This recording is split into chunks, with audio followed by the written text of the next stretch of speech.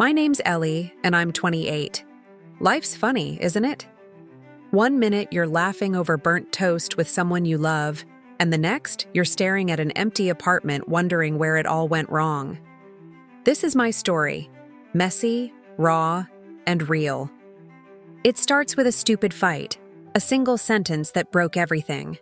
I said my gynecologist has better hands than yours, and my husband Jake walked out. Now I'm here, picking up the pieces, feeling like no one wants me. But let me take you back to how it all began. It was a Tuesday night, the kind where the air feels heavy and the clock ticks louder than it should. I'd just gotten home from work. Retail, nothing glamorous, just folding clothes and fake smiling at customers who don't care. My feet ached, my head throbbed, and all I wanted was to collapse into something normal, something safe. Jake was already there, sprawled on the couch like he owned it, scrolling through his phone. The TV flickered in the background, some sports game he wasn't even watching. I said hi, got a grunt back. Typical lately. I shuffled to the kitchen, started heating up leftovers, spaghetti from Sunday, the last time we'd actually cooked together. I don't know why I expected more that night. Maybe it was the way the silence stretched, or how the fridge hummed louder than our conversation. I sat down across from him, twirling pasta on my fork, waiting for him to look up. He didn't. "How was your day?" I asked, voice tight. "Fine," he mumbled, eyes still glued to the screen. That was it. Fine. 3 years of marriage, and we're down to one-word answers. I chewed, swallowed, felt the lump in my throat grow. I tried again. "Anything happen at work?" Another grunt. I snapped the fork down, the clink echoing. "Can you at least pretend I'm here?" He glanced up, annoyed. "What's your problem, Ellie?" That's when it started simmering. Years of little things bubbling up. The way he'd stopped asking about my day, how he'd leave dishes in the sink for me to find, how we hadn't laughed, really laughed, in months. I didn't plan to say it. It just slipped out later, in bed, after another clumsy attempt at closeness. He was fumbling, distracted, and I was tired of feeling invisible. "My gynecologist has better hands than yours," I said, sharp and bitter. A laugh caught in my throat. His hands froze. I saw his jaw tighten, his eyes darken. He rolled off, sat on the edge of the bed, back to me. "What did you just say?" he hissed. I repeated it, softer, regretting it already. He stood, grabbed his jeans, his keys. "I'm done," he said, and the door slammed behind him. I sat there, sheets tangled around me, staring at the ceiling. The apartment felt too big, too quiet. I thought he'd cool off, come back by morning. He didn't. The next day, his toothbrush was still there, but his favorite jacket was gone. I called, straight to voicemail, texted, nothing. I curled up on the couch, his spot still warm in my mind, and cried until my eyes burned. That's how it started, how one dumb sentence cracked us open. I didn't know then that it'd unravel everything, that I'd be left wondering if I'd ever be enough for anyone again. But that's where I was, 28 and alone, with a story I never meant to write. Jake and I had been married for 3 years. 3 years of late-night talks, shared dreams, and little quirks that made us, us. But lately, we'd been drifting. He'd come home from work, slump on the couch, and scroll his phone while I cooked. I'd try to talk, and he'd just grunt. That night, I was exhausted. Work was hell. My mom had called to nag me about kids. Again, and Jake was fumbling around in bed like I was a puzzle he couldn't solve. I snapped. "My gynecologist has better hands than yours," I blurted, half joking, half pissed. His face went red, then white. He grabbed his keys and left. I thought he'd come back. He didn't. Those 3 years started so differently.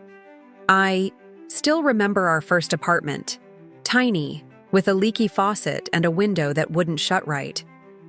We'd stay up late, plotting our future on a secondhand couch, laughing about how we'd name our dog something ridiculous like Sir Barks-a-Lot. Jake would sketch dumb doodles on napkins, houses we'd buy, trips we'd take. I'd tease him about his stick figure art, and he'd pull me close, grinning. We were a team then, messy, but solid. Even the fights were small. Whose turn to do laundry? Why I hogged the blankets. We'd make up fast, tangled in each other, promising forever. But somewhere along the way, the cracks grew. Maybe it was when he got that promotion. More hours, less us. He'd stumble in late, reeking of coffee and stress, while I waited with dinner gone cold. I'd ask about his day, get a shrug. I started filling the silence with my own noise, podcasts, TV, anything to drown out the quiet. By that Tuesday, we were strangers sharing a lease. I'd spent the day folding shirts at work, dodging my boss's snide comments, then got an earful from Mom on the phone. "When are you giving me grandkids, Ellie? You're not getting younger." I hung up, head pounding, and came home to Jake, glued to his screen again. Dinner was a bust. Reheated spaghetti, no conversation. I went to bed early, hoping he'd follow, maybe hold me like he used to. He did, eventually, but it was off. His hands wandered, clumsy, like he'd forgotten how to touch me. I tried to guide him, but he fumbled more, distracted. Frustration boiled over.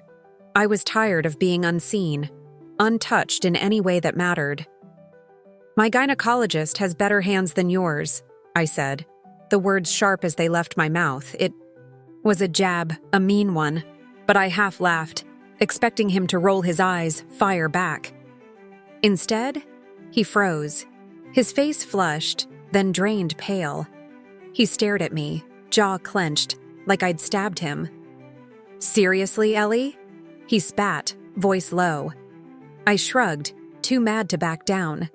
He slid out of bed, yanked on his jeans. I sat up, heart racing. "Jake, it was a joke." But he wasn't listening. He snatched his keys off the dresser, shoes in hand, and stormed out. The door slammed, rattling the walls. I waited, breath held, for the sound of it opening again. Nothing. Just silence, thick and heavy. I lay back, staring at the ceiling, the empty space beside me growing colder. He'd walked out before, once after a fight about money, but he'd always come back by dawn. This time felt different. I curled into his pillow, breathing in the fading scent of him, telling myself he'd be there in the morning. Morning came. He wasn't. Days turned into weeks. I called, texted, nothing. My family got involved, and that's when the real mess started. My older sister Claire said I was too harsh, that I'd pushed him away. My mom took his side too, saying, "Men need respect, Ellie, not sarcasm." My dad just shrugged, like always. I felt ganged up on, alone in my own skin. I'd sit on the couch staring at Jake's empty spot, wondering if I was unlovable. Work became a blur. Friends stopped checking in, and I started believing maybe I deserved this. But the worst part? I missed him. His dumb laugh, his burnt coffee, all of it. That first morning, I woke up to silence. No clatter of Jake's. Keys? No off-key humming from the shower. I checked my phone. Nothing. I sent a text. "Hey, where are you?" No reply. By noon, I called, got voicemail. Panic crept in, but I shoved it down. He'd be back. He had to be. Day 2, I texted again. "Jake, come on, talk to me." Silence. By the end of the week, I was a wreck, pacing the apartment, jumping at every car outside. I left voicemails, soft at first, then sharp. "You can't just leave like this." Nothing came back. The quiet was suffocating. Then Claire called. She'd heard from Jake's brother. He was crashing there. "What did you do, Ellie?" she asked, voice dripping with that big sister judgment. I told her about the fight, the stupid line I'd thrown out. She sighed. "You're too much sometimes. No wonder he left." Her words stung, carving into doubts I was already nursing. I hung up, hands shaking, and called Mom, hoping for comfort. Big mistake. "Men need respect, Ellie, not sarcasm," she said, like it was gospel. "You should have known better. Jake's a good one. You might have lost him for good." Dad got on, mumbled, "Give him time," then handed the phone back. Typical. Never picking a side, never really there. I sank onto the couch, staring at the dent where Jake used to sit. The TV hummed, but I didn't hear it. My family's voices looped in my head. Too harsh, no wonder, should have known. Was I the problem? I replayed that night, my snappy tone, his hurt face. Maybe I'd gone too far. Work didn't help. Folding shirts felt pointless, and my manager's "cheer up Ellie" made me want to scream. Friends texted less, their "you okay?" fading to nothing. I stopped answering anyway. What was there to say? My world was shrinking, and I was letting it. Nights were the worst. I'd lie in bed, arms stretched to his side, feeling the cold sheets. I missed his snort laugh when I'd tell a bad joke, the way he'd burn coffee and insist it was fine. I'd scroll old photos, us at the beach, grinning, his arm around me. Where'd that go?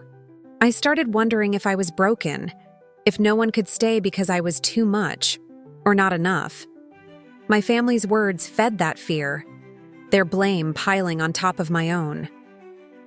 I'd curl up on the couch, hugging a pillow, tears soaking into the fabric.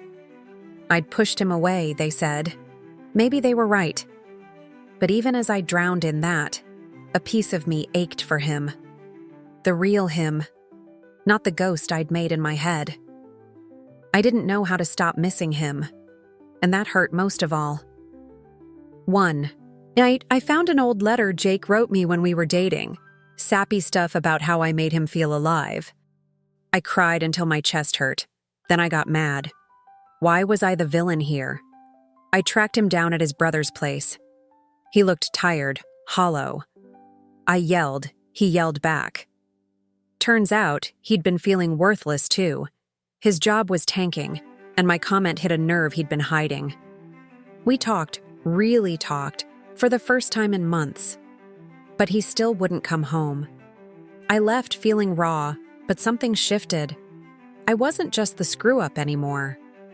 I started seeing a therapist, unpacking my family's baggage, how Mom's criticism and Claire's perfectionism shaped me. I was done apologizing for being me.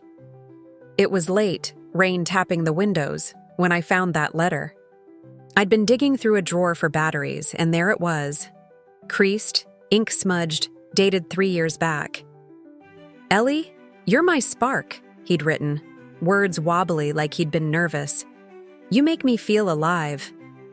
I sat on the floor, reading it over and over, tears blurring the lines. My chest ached, a sob ripping out. I'd forgotten this Jake, the one who saw me. Then anger flared. Why was I the bad guy? My family blamed me. I blamed me.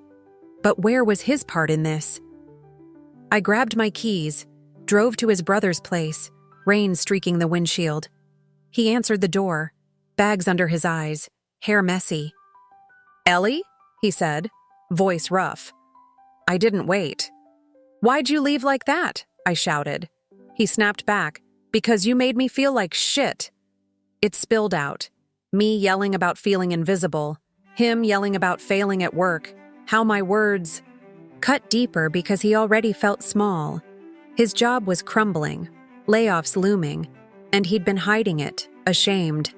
That night, my jab about his hands landed on a bruise I didn't see. We stood there, panting, rain dripping off me. Then, he softened. "I didn't know how to tell you," he said, eyes down. I softened too. I didn't mean it like that. For the first time in months, we talked. No phones, no grunts.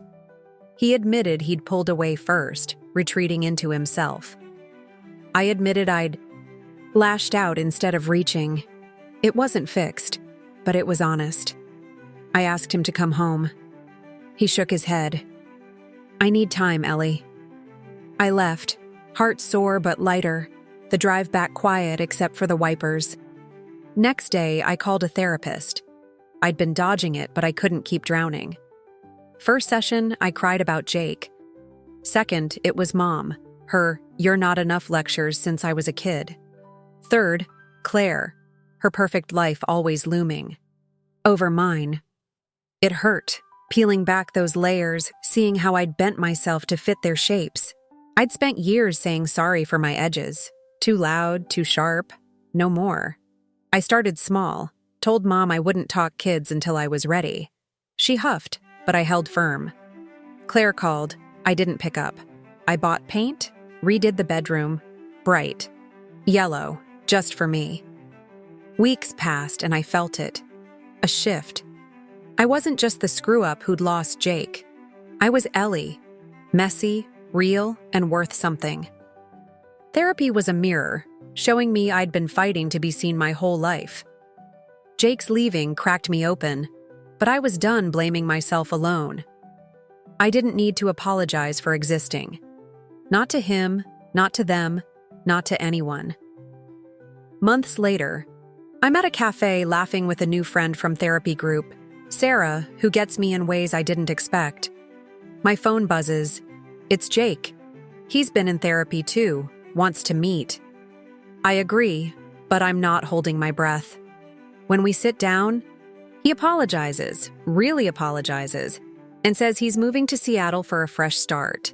He asked me to come. I smile, say no. I'm staying here, building my own life.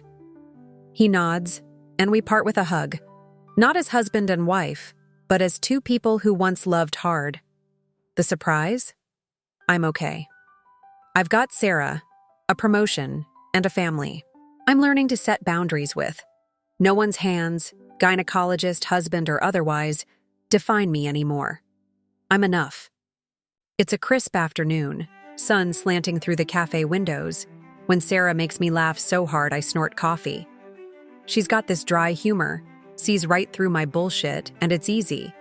Easier than anything's been in a while. We met in group, bonded over shared eye rolls at the facilitator's cliches.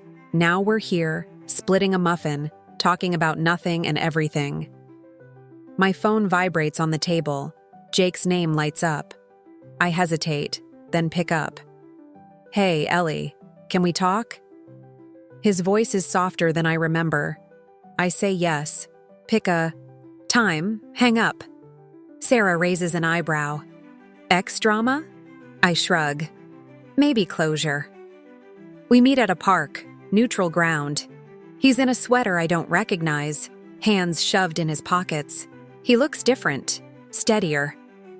I've been seeing someone, he says, not a girl, a therapist. I messed up, Ellie. I should have talked to you, not run.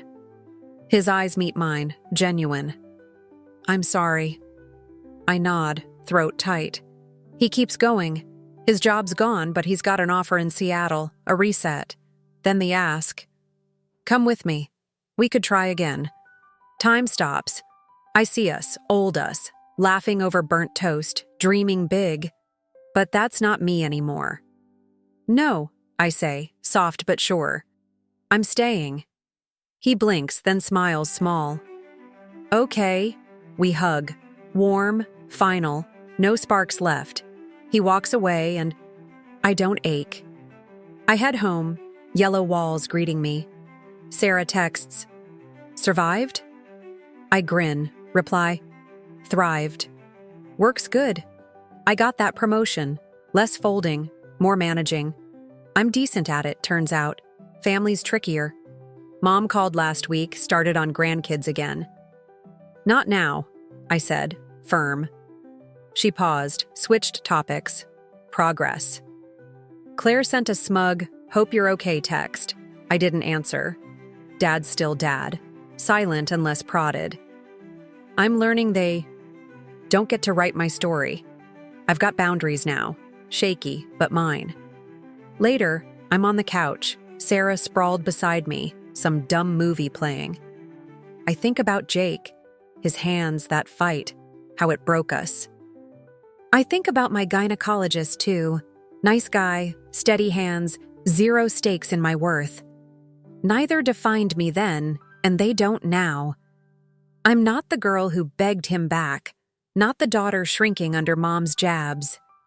I'm Ellie, 28, loud when I want, soft when I choose. Sarah nudges me, offers popcorn. I take a handful, settle in. The surprise isn't Jake's apology or his leaving. It's me, okay, really okay, with a life I'm building, piece by piece. Friends who see me, work I like, a family I'm taming. I'm not waiting for anyone to tell me I'm enough. I just am. Subscribe to our channel for powerful, real stories that touch your heart. Join a community where emotions run deep and every story brings a new perspective. Don't miss out. Hit that bell for weekly updates.